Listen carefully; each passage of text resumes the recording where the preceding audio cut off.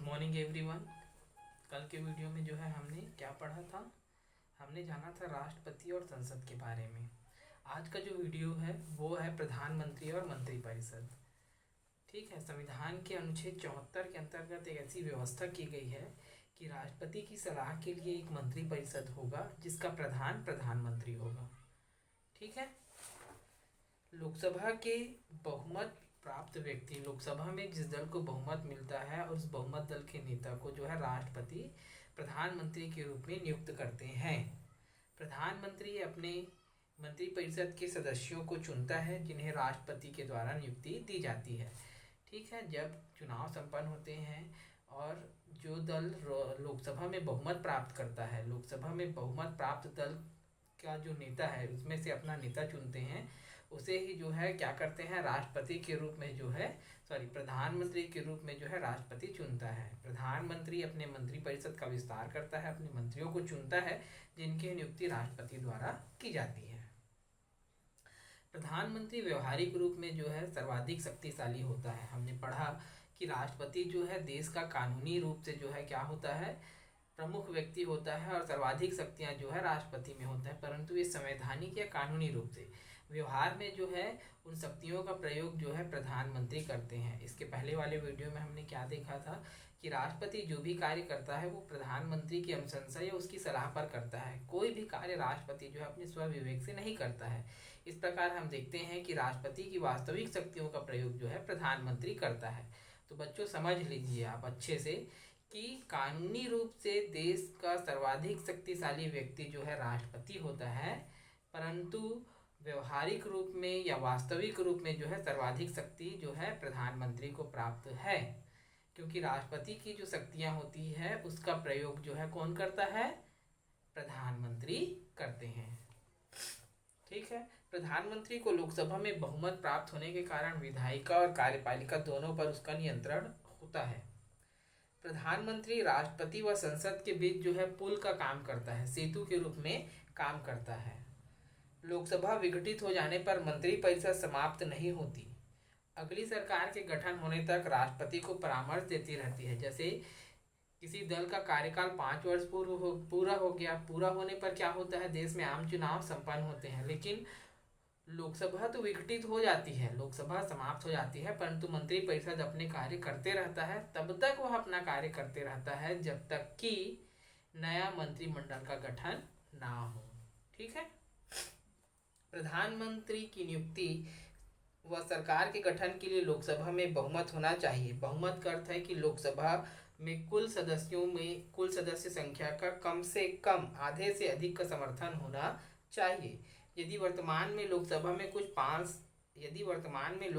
कुल 543 सदस्य हैं या सीटें हैं, तो बहुमत के लिए कम से कम 272 सांसदों का एक साथ होना जरूरी है। यदि ऐसी स्थिति नहीं है तब वह बहुमत की स्थिति नहीं होगी।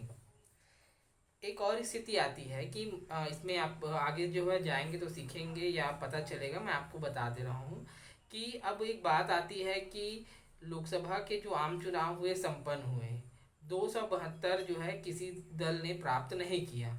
ठीक है, क्योंकि अन्य दल भी चुनाव में खड़े होते हैं तो सीटें बढ़ गई। अब किसी भी दल को बहुमत प्राप्त नहीं हुआ, तब ऐसी स्थिति में कौन व्यक्ति को जो है बहुमत दल प्रधानमंत्री के रूप में जो है राष्ट्रपति नियुक्त करेगा, सोचिए। तब ऐसी स्थिति में जो सर्वाधिक मत प्राप्त व्यक्ति होते हैं, तब राष्ट्रपति अपने स्वविवेक का प्रयोग करता है और किसी ऐसे दल को प्रधानमंत्री पद के लिए आमंत्रित करता है जिसको किसी अन्य दल से समर्थन या बहुमत मिलने की संभावना हो। ठीक है, यदि आपका सवाल है कि किसी भी दल को बहुमत नहीं मिलने की स्थिति में जो है किसे जो है प्रधानमंत्री के रूप में राष्ट्रपति जी चुनेंगे, तो उसका जवाब ये है कि कोई भी दल को जब बहुमत ना मिल रहा हो, तब ऐसी स्थिति में किसी अन्य दल को बहुमत मिलने की संभावना हो तो राष्ट्रपति अपने विवेक का प्रयोग करते हुए संबंधित दल को जो अपना नेता चुनता है उन्हें प्रधानमंत्री पद के लिए आमंत्रित करते हैं। लोकसभा के सदस्य कई राजनीतिक पार्टियों से आते हैं, जैसे कांग्रेस पार्टी, भारतीय जनता पार्टी। हमारे यहाँ बहुदलीय प्रणाली है, अर्थात एक से अधिक जो है राजनीतिक दल जो है हमारे यहाँ हैं। समाजवादी पार्टी, बहुजन पार्टी, कम्युनिस्ट पार्टी, आम आदमी पार्टी।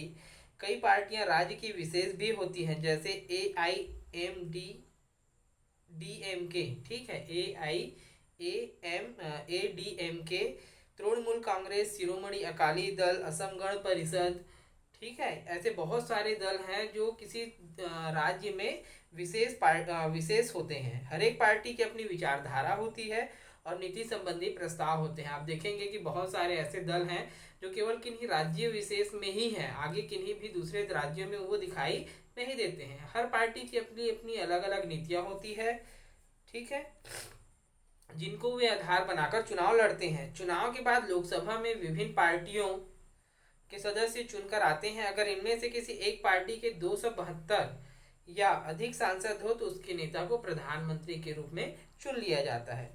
यदि किसी भी दल के पास बहुमत ना हो, जैसा कि मैंने अभी बताया था कि किसी भी दल के पास बहुमत ना हो तो एक से अधिक दल जो है गठबंधन कर सकते हैं, अर्थात आपस में मिलकर के जो है एक सम्मिलित सरकार के रूप में कार्य कर सकते हैं। तब इनकी संख्या जो है अधिक हो जाती है, या हम कह लें कि ये एक दूसरे को जो है समर्थन देते हैं जिससे इनकी संख्या अधिक हो जाती है। तब राष्ट्रपति जो है इस मिली जुली सरकार को जो है क्या करते हैं, प्रधानमंत्री के लिए आमंत्रित कर सकते हैं। प्रधानमंत्री अपने सहयोगी दलों के सदस्यों में से अपने मंत्रिपरिषद के अन्य मंत्रियों का चयन करता है। जैसे ही राष्ट्रपति द्वारा प्रधानमंत्री की नियुक्ति होती है, प्रधानमंत्री अपने मंत्रिपरिषद का विस्तार करते हैं, चयन करते हैं और अपनी सूची जो है राष्ट्रपति को सौंपते हैं। राष्ट्रपति जो है उनकी नियुक्ति करते हैं और उनको शपथ दिलवाते हैं। मंत्रिमंडल को प्रधानमंत्री के नेतृत्व में कार्य करना होता है, ठीक है, अर्थात वो सभी जो है प्रधानमंत्री की देखरेख में कार्य करते हैं। प्रधानमंत्री सरकार के सभी महत्वपूर्ण नियमों में सम्मिलित होते हैं और सरकार की नीतियों के बारे में निर्णय लेते हैं।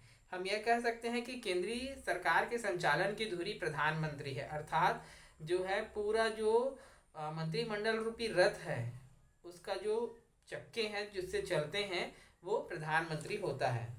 मंत्रिपरिषद लोकसभा के प्रति सामूहिक उत्तरदायी होते हैं, इसीलिए जो है कहा जाता है कि मंत्रिपरिषद के सभी सदस्य एक साथ तैरते हैं और एक साथ डूबते हैं।